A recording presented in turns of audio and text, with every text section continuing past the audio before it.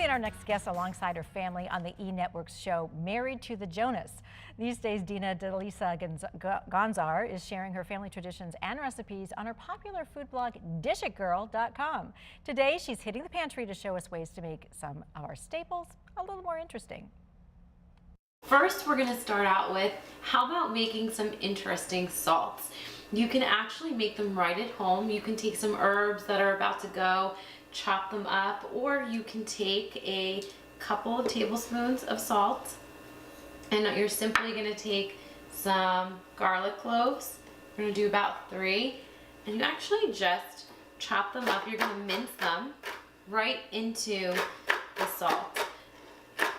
So you're going to keep tossing and you're going to keep chopping until it's all combined, and then you're going to leave it out to dry for a day or 2, and there you go. You have your own homemade garlic salt, which is great on meats and on roasted vegetables, which brings me to my next idea. If you have vegetables that are about to go in your refrigerator, roast them up. It'll give them a little bit more shelf life. They make great sides, additions to salads. My favorite is taking plum tomatoes or cherry tomatoes and roasting them. All you're going to do is cut them up halfwise, and then you're going to put them in a bowl with a little tiny bit of sugar, some balsamic vinegar, and some olive oil. You're going to add in some salt and pepper.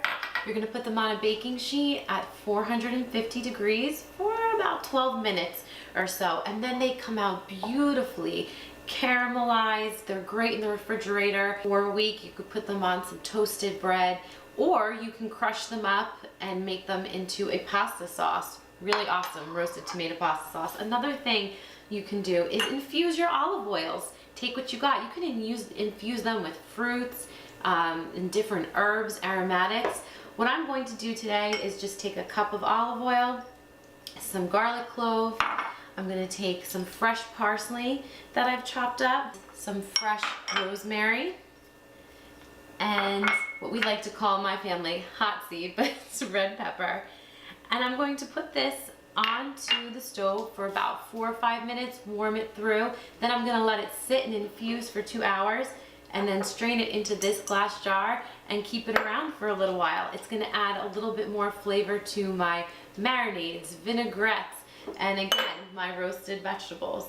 Another thing is, do not throw out those glass jars with olives and pickle brine and pepper brine. They are super, super flavorful. You have lots of good vinegar, lots of good herbs, all in that pickle brine. It makes a great marinade to braise chicken thighs in for roasted vegetables. Another thing is olives.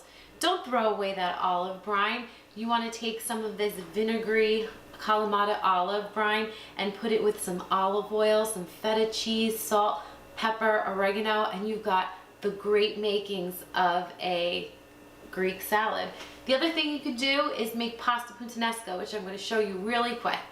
So the first thing we're going to do is we're going to throw in some olive oil into a pan with garlic, some anchovies. We're going to let them melt together, let the garlic start to brown. The next thing we're going to add in is a 28-ounce can of fresh tomatoes. Be really, really careful when you do this. Lower your heat because it kind of splatters. Then you're going to take those Kalamata olives and that really yummy brine, add that to the mix,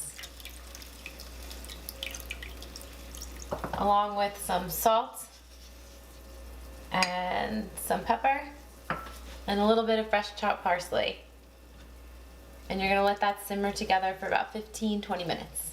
Thank you for joining me in the kitchen today. These are a couple of simple and easy ways to elevate your pantry staples. You can find all the recipes on dishitgirl.com, and stay healthy and stay safe.